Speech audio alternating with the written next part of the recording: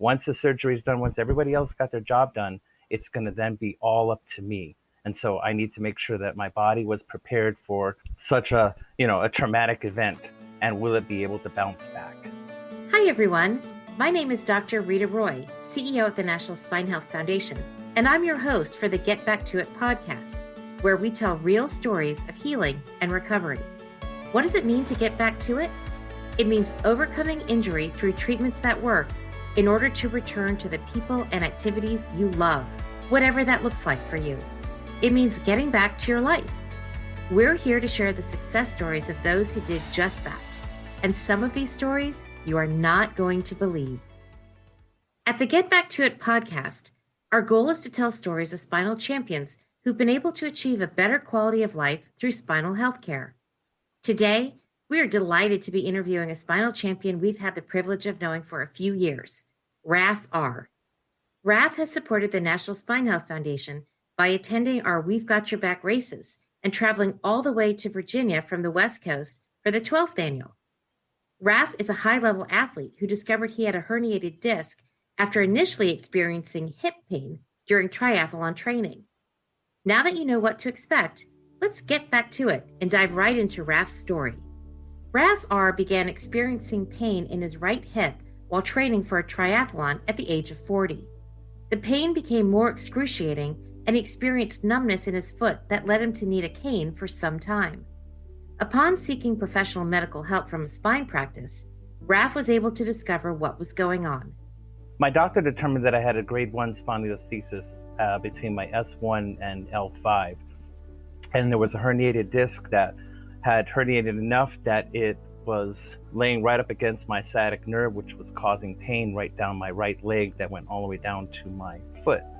Later on, as I was working with him, he discovered that I had a fractured L4 vertebrae as well. Spinal fusion was the only treatment that would correct Raf's situation and eliminate the excruciating pain he was experiencing. But Raf didn't just jump straight into surgery. Raf's doctor recommended that he initially have a cortisone shot to reduce the pain and swelling. He then used his temporary pain relief as an opportunity to, quote, train for surgery. Yes, so I decided to go into the gym, trained hard as if I was training for the biggest race of my life. I got back to riding my bike and swimming and running again as if there wasn't any danger that was inside my body. I was afraid that after surgery that I was going to have quite a bit of downtime. And so my mindset was I wasn't training for specifically the surgery. I was training for the moment that once I open up my eye, that really is the defining moment. Once the surgery is done, once everybody else got their job done, it's going to then be all up to me. And so I need to make sure that my body was prepared for such a traumatic event, and will it be able to bounce back? I wanted to make myself stronger for the recovery process because that's the most important aspect of the surgery. Raf was wise to be thinking ahead about what life would look like after surgery. Unfortunately, however, as the weeks progressed, the pain began to slowly creep back. So for me, this was just another reminder that surgery still needed to happen. For me, in a way, a twisted way, it was a reminder that there is damage done, and I don't want to progress that pain. I don't want to make it any worse than it already was. And so my doctor decided that I needed a 2-level fusion, and that was done maybe a year or so after the initial onset of extreme pain down my right leg, including the numbness. But because of my hard work, I was able to walk again the very first day when I opened up my eyes to start my recovery process. Uniquely, Raf didn't need a physical therapist in the hospital. He was getting up on his own, walking numerous laps around the facility, and even regularly walking up flights of stairs. Walking was serving as a daily catalyst for his recovery. He also made sure to keep track of all the progress he was making. Yes, the walking up the steps, that was awesome. I was told, in my delirium, I was told I needed to walk up 6 steps, and I never saw, I didn't see any steps around until I went to the hallway and I found some steps, and I twisted in my mind and thought, 6 flights. I'm like, I asked how many stories, this 10 stories, we're on the 4th floor. I'm going to the roof. And so I walked up to the rooftop, and then I would make laps around the waiting room area, and go by every single patient's room and tell them, it's time to get up and let's get walking. And there was a couple of people who were there who would walk with me, and we would race. And it was quite an interesting time. When I was released from the hospital, I used an app, Map My Fitness at that time, which would track my progress. And 6 days after my surgery, when I got home, I tried to find like an area for me to walk that was safe, no hills, it was as flat as possible. And I was able to walk about almost a mile and a half, 1.3 miles or so, in about 24 minutes. And at first I was kind of, disheartened because I was running, but for walking that distance at that time, thinking that my body would just slide off the top at my L4 vertebrae, I was pleased. Then I figured, after picking up the pace a little bit, I started pushing it a little too much, and the pain level would then increase. And so then I'd have to stop walking. And there was a couple times where I was down for a good 4 to 5 days, and I had to rely on my medication. And I used an ice vest, which was a saving grace. I highly recommend them. I don't know now, it's hard to find those, but that saved my recovery process. And then as for the medication, I tried my best to wean myself off them because there were family issues with that, and it helped out. Despite Raf's amazing personal fitness achievements, just days after surgery, it was still important that he sought expert help from physical therapists post-op. 8 weeks after his spinal fusion, he began physical therapy. Just 13 weeks after his spinal fusion, he went on his first run. You can only guess what his active lifestyle looked like not much time after his surgery. We'll give you a hint. It involves a huge victory at our We've Got Your Back race for spinal health. Yeah, so back in 2015, I was running, after my surgery, I was running about 17 miles a week or so. And I really pushed myself, and I started thinking more grand scale, like how am I going to really blow the lid off of this? And I went and saw my spine surgeon, and, I was visiting him often. And one day, I came in and we had a good conversation, and I said, I'm going to tell you, you mark my words, I'm going to be the poster child for spine fusion. And we had the biggest laugh, and there were patients all inside in the waiting room. And I'm pointing to them like, you'll see, I'm hard-headed. It's going to happen. And so I decided okay, what am I going to do? We have, I found out about the We Got Your Back race, and it was around a lake that was nearby my house, 4.5 miles around. I used to ran high school cross country. And I said, okay, I could do that. And I looked for some other races, and I said, you know what, I'm going to push myself. And after running a 5K for 4th of July, so my fusion happened April 11th. And then on the 4th of July, there was a 5K fun run, and I decided I was going to walk the race. And I saw there was a gentleman, what we call Ben Hurring it. He was pushing his 2 children in a stroller. And I said to myself, there's no way on this planet I'm going to allow him to beat me. So the testosterone picked up, and I decided to kind of walk as fast as I could. And then I picked up my pace a little bit, and I was able to jog. So downhills were the worst, so I had to walk really slowly in those. I found a half marathon. I ran a half marathon, and I did it in 2:47, I think. Wow. 2:41, something like that. And so I was ecstatic. I'm like, all right, I think I'm back. That's amazing. And that was my first half marathon. So wow. I was. And then the following weekend was the We Got Your Back race, and I already knew. I'm like, this is it. I've got this in the bag. I wasn't even thinking about other patients. I mean, I saw the patients, and I would, giving them high five and really cheering them on and motivating them. But they didn't know who I was. I kind of hid myself the whole time. And then I finally took my shirt off, and now I have my yellow and red Spinal Champion shirt. And like, what? This dude? And so I took first in all the spine patients, and I was 10th overall. That's amazing. So tell me again, what was the time after your spinal fusion to your half marathon? 5 months.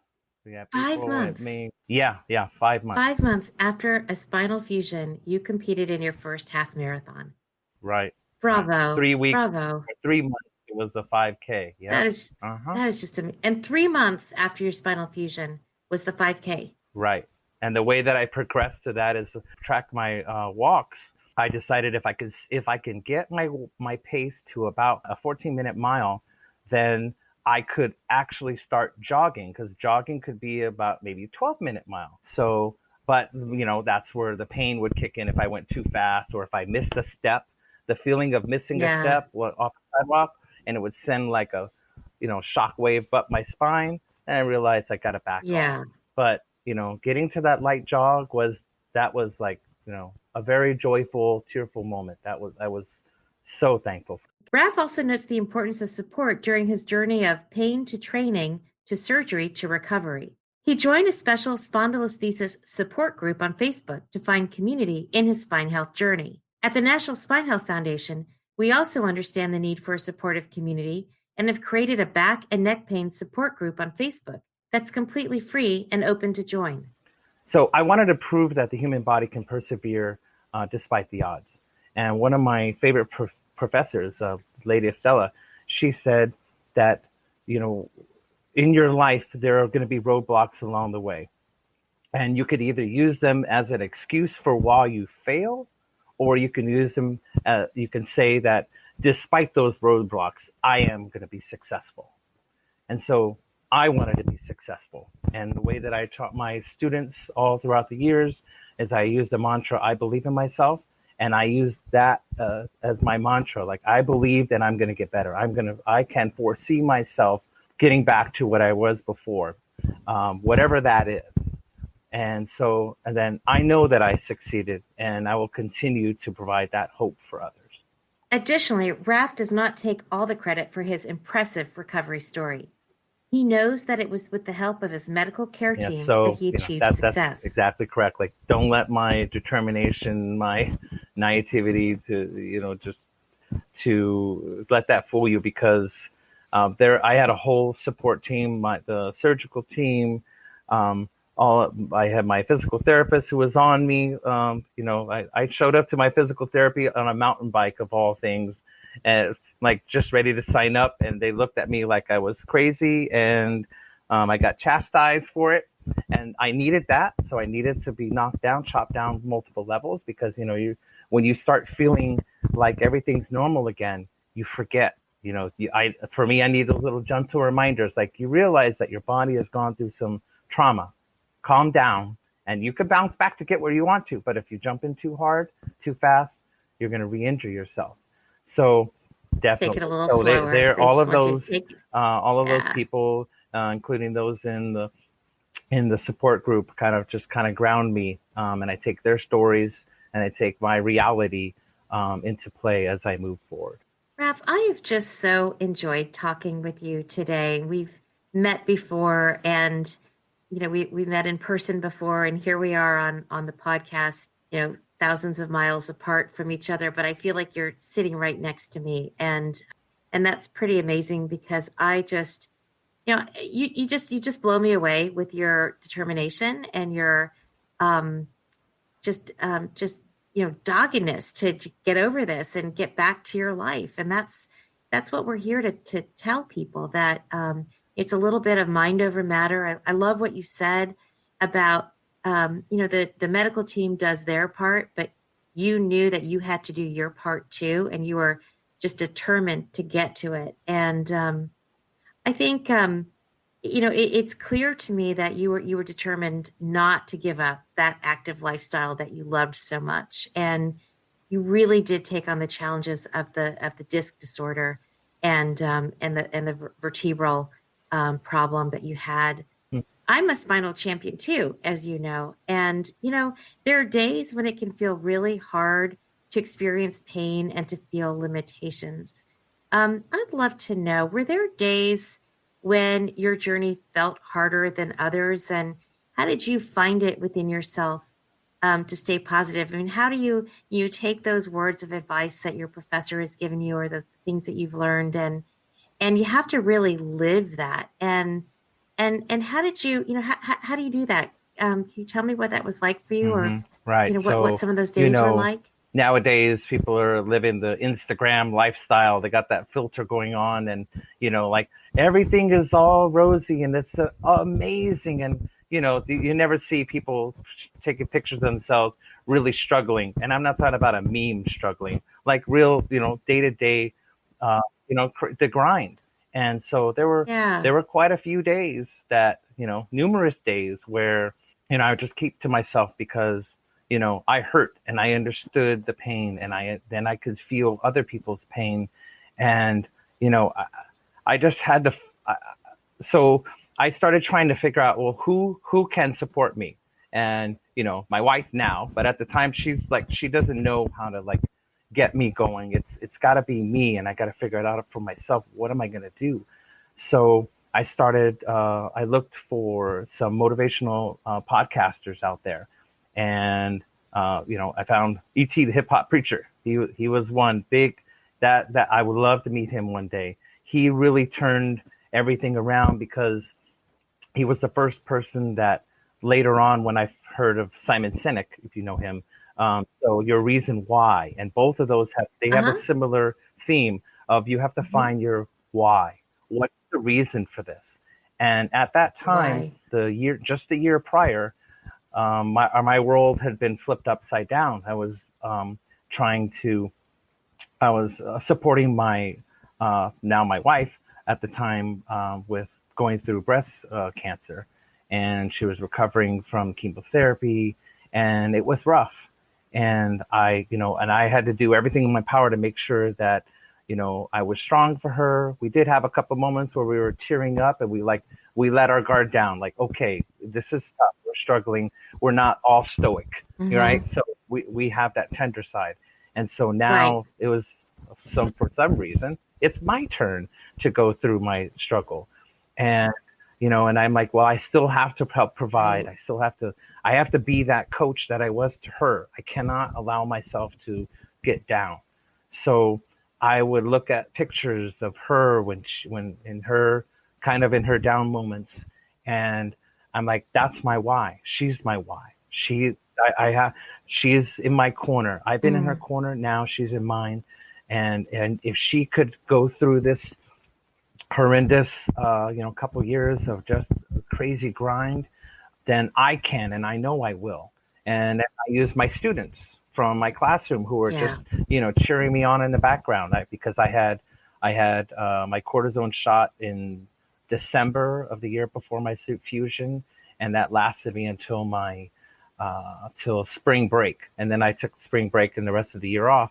And I knew all my students and all my kiddos they love Mr. R. I'm that teacher at my school, and they love it. So, I can't, I could not allow myself to fail. And so, looking for that motivation in myself, looking to others to kind of incite that in me, that really pointed me in the right direction. And that's what I try to instill in others. That's amazing, Raf. I mean, one of the big reasons why we do this podcast is at the foundation, we believe that, we say the journey to spinal health cannot be made alone. And having that support network, having people who rely on you, sort of motivating you and thinking, I think about your students. You talk so often about how dedicated you are to the kids and the love and respect and admiration that goes both ways between you and your kids, and wanting to be there for them. That drives you, and that's a lot of people on that journey cheering for you. That's amazing, really amazing. Raf, one of the most remarkable pieces of your story is the way you set out to train and strengthen yourself prior to having your surgery. This is something that many people don't consider prior to surgery, and they may fear this option or this notion of prehab training. And what do you think was the greatest benefit to you for having that? You had that cortisone shot, it gave you some relief, but then you took those steps. Right. So, and tell us about that. So that's a good point. The way that I looked at it, you'll get your pamphlet and it will lay out like what's going to happen. Like, so I would go in understanding from my support groups that, a well-informed patient is the best, those are the best ones.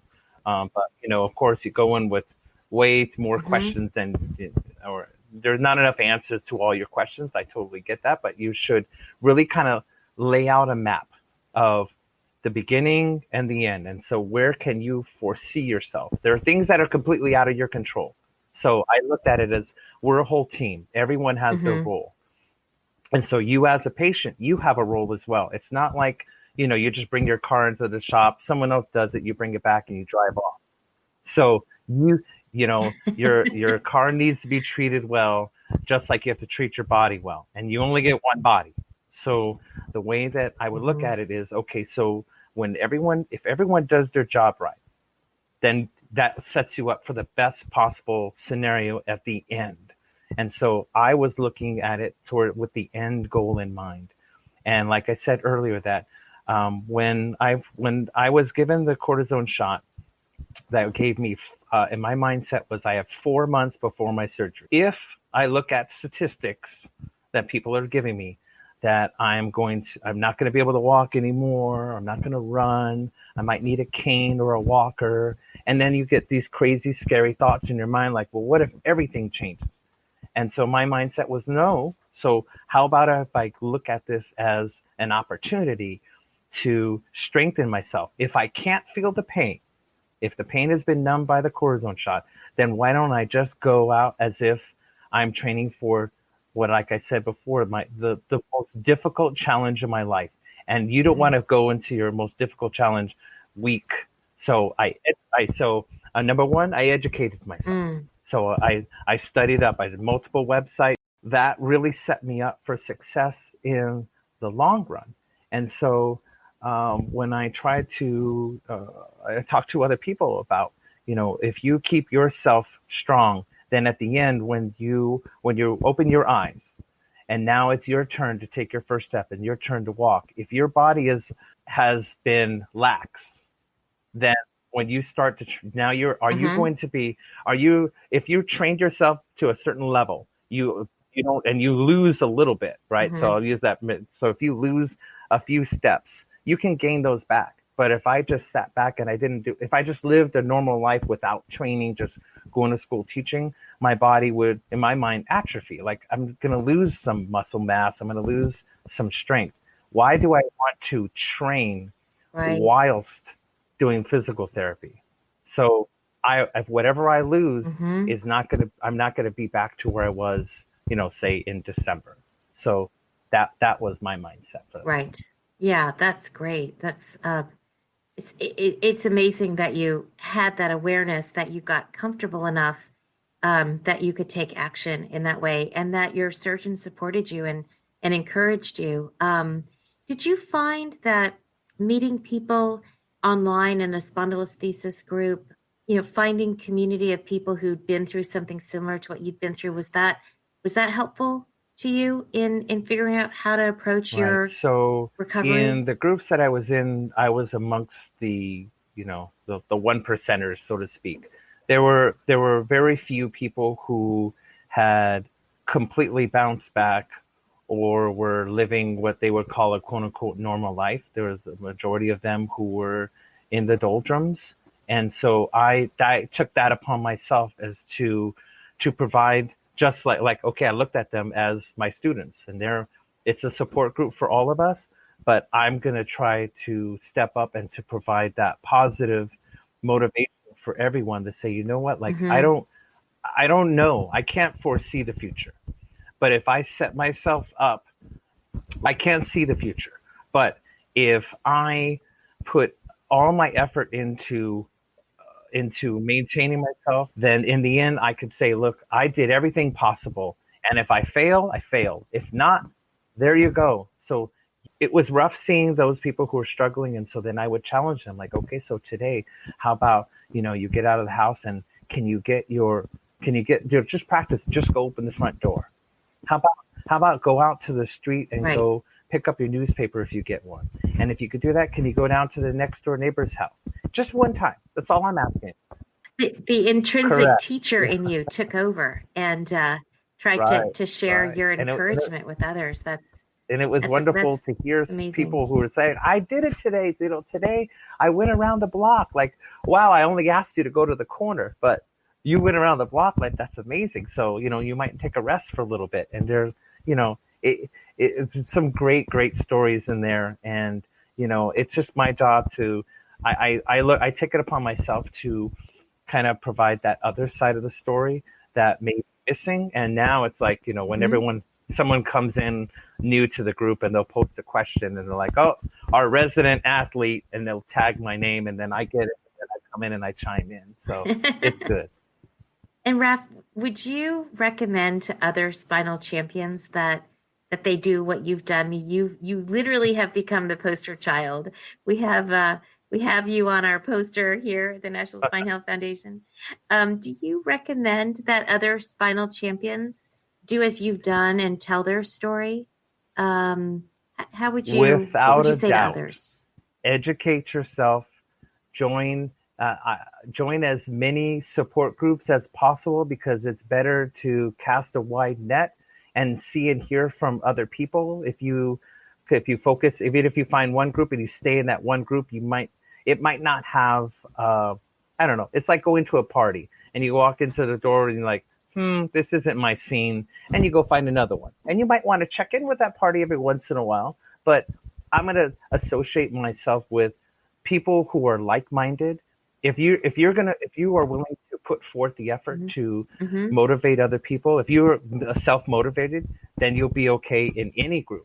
But I would say if you join, 2 or 3 different groups, and you could pick people's minds, pick the brain, then you can use that and add that to your mental toolbox, so that when it comes your turn to face whatever obstacle you have in your way, you'll be able to pass it through. Raf, I've just so enjoyed connecting with you today. Anything else you want to tell us in closing? Anything we didn't discuss? I mean, I think that the fear that you had in learning about your diagnosis, where the disc was damaging and pressing on your spinal cord, walking with a cane, thinking that you may not be able to be athletic again, and that you needed to have this procedure done.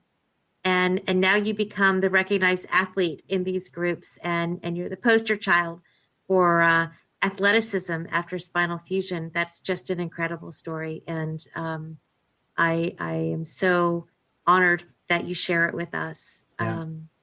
It's a wonderful opportunity. It's nice to see you again. And when I found out that you were yourself a spinal champion, like, there are more of us out there, so we have to be heard. Our voices have to be heard. So just, for all the listeners, just, it's not all about being athletic. It's not all about competing. You don't necessarily have to enter some huge competition, but you are. The way that I looked at it, you are in a competition with yourself. And so what I've learned over my years is we're not worried about anyone else but yourself, because each of us has a story. At the National Spine Health Foundation, something we believe in most is providing hope for recovery through sharing stories of success and expertise. It isn't always easy to find someone to relate to, even though 100 million adults suffer from neck or low back pain each year. To hear more stories of recovery and access educational materials about spine health, visit us at spinehealth.org. If you're interested in supporting our show financially, you can contribute at the link provided. Thank you for listening. The information and views expressed in the Get Back to It podcast are intended for informational purposes and should not be used as a substitute for professional medical advice or to replace the services of trained healthcare providers. To view the National Spine Health Foundation's full disclaimer, visit spinehealth.org.